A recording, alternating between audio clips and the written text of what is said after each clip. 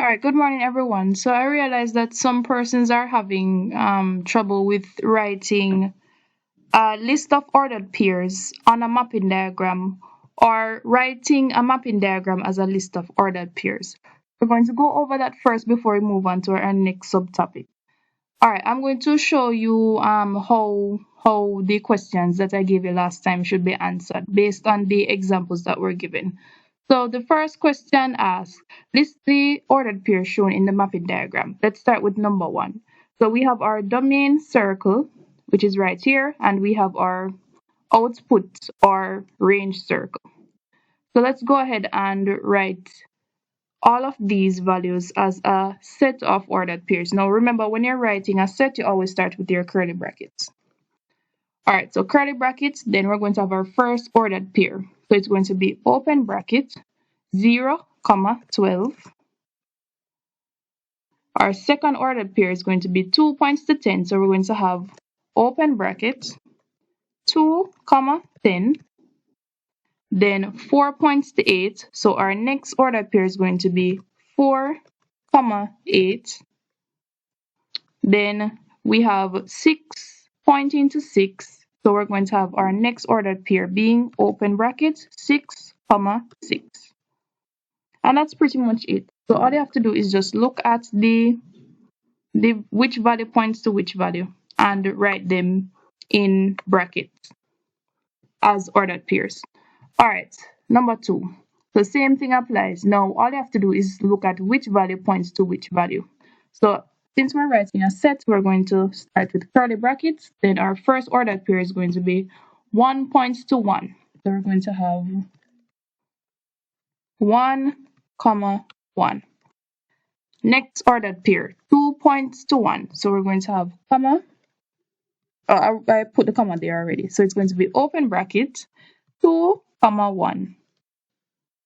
Next one, we have 3 pointing to 2. So it's going to be open bracket 3, 2. And then our last ordered pair is going to be 4 points to 2. So it's going to be open bracket 4, 2. And close with another curly bracket. And that's pretty much it. So whenever, it doesn't matter, the mapping diagram doesn't always have to look like this. Sometimes you look like this with where you have more than one value in the domain circle pointing to one value in the output circle, which we can call it a specific type of mapping or a specific type of relation, which we covered in the class before the last class. But we're not really talking about the type of mapping or the type of relation right now. We will discuss that in the next class, or today's class rather. All right, next one is going to be numbers 3 and 4. All right, numbers 3 and 4 says, or number 3 rather, says draw a mapping diagram of 1, 2, 2, 4, 5, 3, and 8, 1. So our mapping diagram always has our domain circle and our range circle. So we're going to label them domain, or if you want to write X, if you want to write X, you can write X. If you want to write input, you can put input. They mean the same thing. All right. Then we're going to put in all of the X values in the domain circle. So the first, the X value in the first ordered pair here is 1. Then we have 2, 5, 8. So we're going to go ahead and put those in the domain circle. 2, 5, and 8.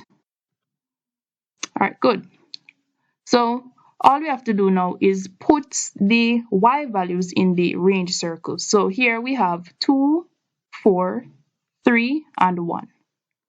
So it's going to be 2, 4, 3, and 1. All right, good. So last thing to do is to map them onto each other. So we have 1, 2 in the first ordered pair. So that means that 1 in the domain circle needs to point to 2 in the range circle. So let's go ahead and draw arrow. And that's basically it. So all you have to do is just look at the ordered pair, see which number in the domain circle should be pointing to which number in the range circle. So it's 2, 4, so 2 should point to 4. Same thing for this, 5 should point to 3. Mistake. Let me do that again. So we have 5, 3, then 8, 1. So 8 points to 1. All right, and that's basically it. So number 3 is done. Let's move on to number 4. Describe the pattern of inputs and outputs in the mapping diagram shown. So it's referring to this mapping diagram right here. All right, so basically it's just asking us for the mapping rule. So whenever you see the word pattern, it's the mapping rule is basically a pattern, right? So you're going to look at the pattern between the input and the output values here. So let's look at it. We have 2, 4, 6, 8. You can say that you add 2 to 2 to get 4. Let's see if it works for 4 and 6. You can add 2 to 4 to get 6. You can also add 2 to 6 to get 8. So we see a pattern here. So each time we're adding 2. So let's just write that there. It's going to be plus 2, plus 2, and plus 2. All right, it's just asking us for the pattern of the input. It's not really asking us for a mapping rule where we would have to say x maps on to x plus this. But if you want to write it as a mapping rule, no problem. All right, let's look at the input values here. So we have 12, 9, 6, and 3. So what can we do to this to get 9? We can subtract 3. So let's see if it works for 9 and 6. You subtract 3 from 9 to get 6. You subtract 3 from 6 to get 3. So we can see a pattern here. So it's going to be minus 3. Minus 3 and minus 3.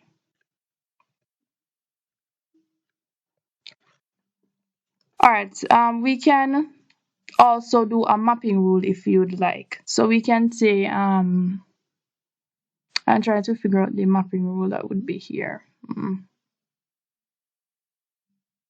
All right, this one, it's a bit more difficult to find the mapping rule for this one, but it's not really asking us for the mapping rule per se. It's just asking us for the pattern. And we can see that for the input values, it is plus 2, and for the output values, it is minus 3. And that's basically it. So whenever this will come in handy when you're actually writing the mapping rule. So that's basically it.